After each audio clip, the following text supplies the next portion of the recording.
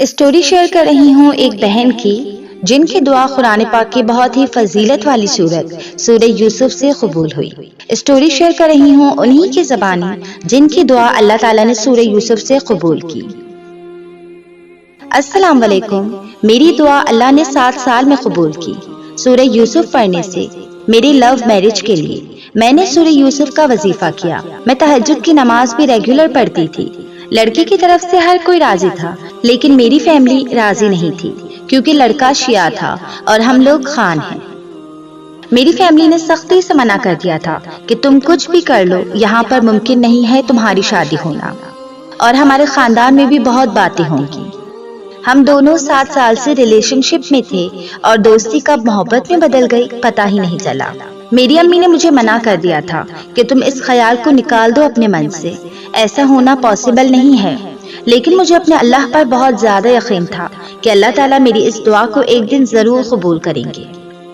میں نے اپنے گھر میں بتایا کہ میرے دل میں کوئی اور ہے اور میں کسی اور سے شادی نہیں کر سکتی، لیکن جیسا کہ میں نے آپ کو بتایا کہ میری امی نے مجھے سختی سے منع کر دیا، تو پھر میں نے ایک دن سورہ یوسف پڑھ کر جب میں سو رہی تھی تو میں نے خواب میں دیکھا کہ میری شادی ہو رہی ہے جس سے میں محبت کرتی ہوں اس کے ساتھ۔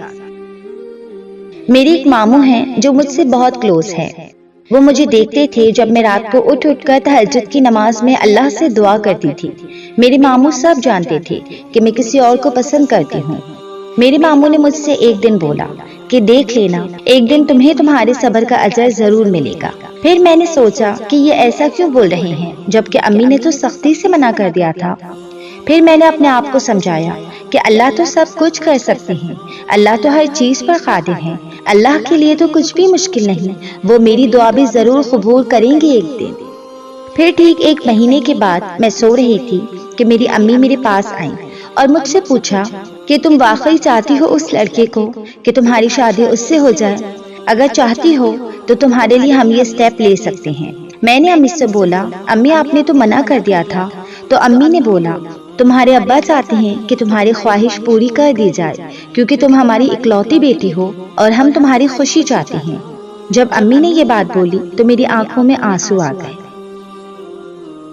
اس کے بعد میں نے ان سے بات کی جن سے میں شادی کرنا چاہتی ہوں کہ وہ اپنے گھر میں بتائے میرے بارے میں اور میرے گھر والوں کے بارے میں کہ وہ آپ کے گھر آنا چاہتے ہیں ہماری شادی کی بات کرنے۔ حالانکہ ان کے گھر میں کوئی پرابلم نہیں تھی، سب ریڈی تھے ہماری شادی کو لے کر۔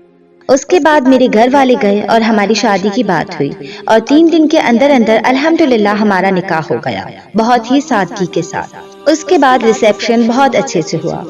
میں نے سورہ یوسف 3 مہینے تک روزانہ پڑھی، اسپیشلی تہجد کی نماز کے بعد، اور میں نے رو کر اللہ تعالیٰ سے دعا کی، اللہ تعالیٰ سے گڑ گڑا کر دعا کی، اور سب سے بڑی بات میں نے اللہ پہ یقین رکھا کہ وہ میری دعا کو ضرور قبول کریں گے۔ بے شک یقین سے مانگی گئی دعا کا مان اللہ تعالیٰ کبھی نہیں توڑتے، کیونکہ اللہ تعالیٰ اپنے بندوں سے بہت محبت کرتے ہیں، وہ چاہتے ہیں کہ اس کا بندہ ہمیشہ ہمیشہ خوش رہے۔ تو اس طرح اللہ تعالیٰ نے میری 7 سال پرانی دعا قبول کر لی۔ الحمدللہ، اللہ کا جتنا شکر ادا کروں اتنا کم ہے۔ اب میں روزانہ شکرانے کے نوافل ادا کرتی ہوں کہ اللہ تعالیٰ نے میری دعا قبول کر لی۔ اگر آپ کی بھی کوئی دعا قبول ہوئی ہے اور آپ اسے میرے ساتھ شیئر کرنا چاہتے ہیں تاکہ باقی لوگوں کو ہمت ملے، حوصلہ ملے، اللہ تعالیٰ پر یقین بڑھے، تو آپ اپنی سٹوری میرے ساتھ میری انسٹاگرام ID پر شیئر کر سکتے ہیں۔ جزاک اللہ۔ یا اللہ، جس طرح تو نے موسیٰ علیہ السلام کو سمندر کے بیچ راستہ عطا کیا، جس طرح تو نے نوح علیہ السلام کی کشتی کی حفاظت فرمائی،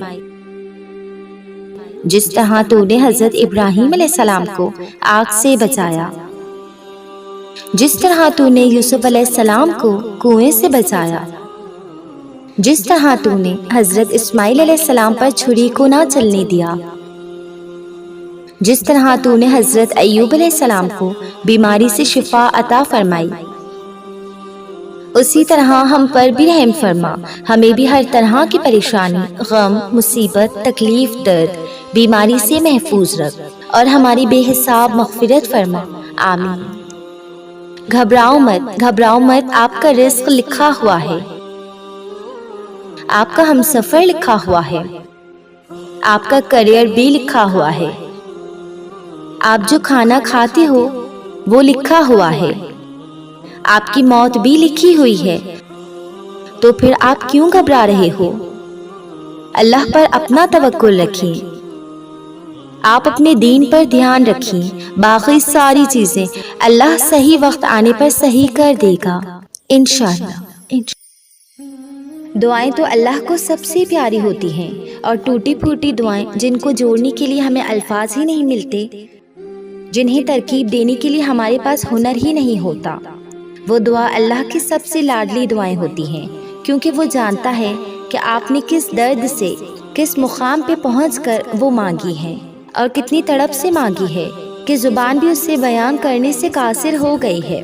اللہ کو اپنے بندے پر بڑا پیار آتا ہے جب اس کا بندہ آدھی ادھوری دعائیں کہہ کے کہتا ہے، اب کیا کہوں، کیسے کہوں، تو سب جانتا ہے، میری خاموشی سمجھ لے۔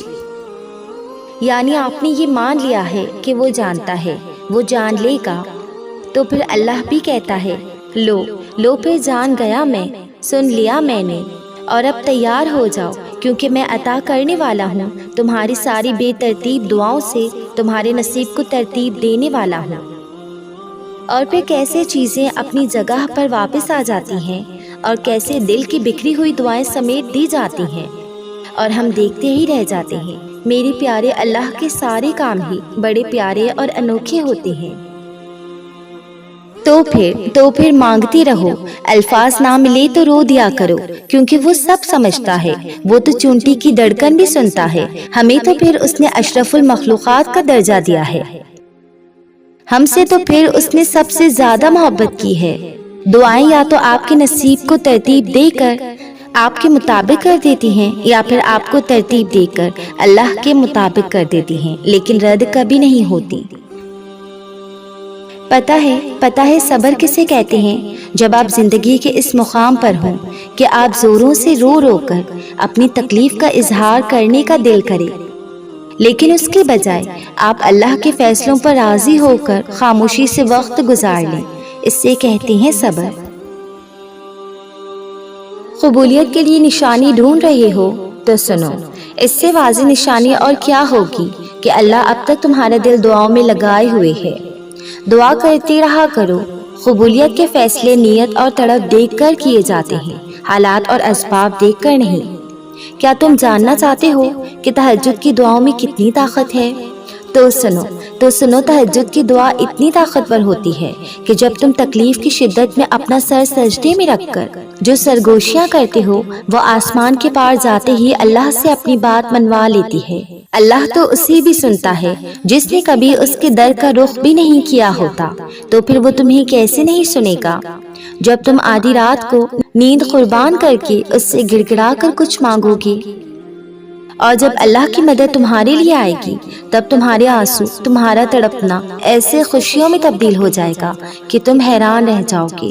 بس غم نہ کرو، وہ لمحات دور نہیں ہیں جب معجزے ہوں گے، وہ خوشیوں کی لمحات دور نہیں ہیں جب اللہ تمہاری چاہت کو تمہارے نصیب کا حصہ بنا دے گا۔ اللہ فرماتا ہے، میں بہتری سے پہلے دیری کرتا ہوں۔ وہ فرماتا ہے، میں انہیں آزماتا ہوں جنہیں میں پسند کر لیتا ہوں۔ وہ فرماتا ہے، تم مانگو مجھ سے، میں قبول کرتا ہوں۔ جو تم زبان سے نہیں کہہ پاتے، میں تو وہ بھی سنتا ہوں۔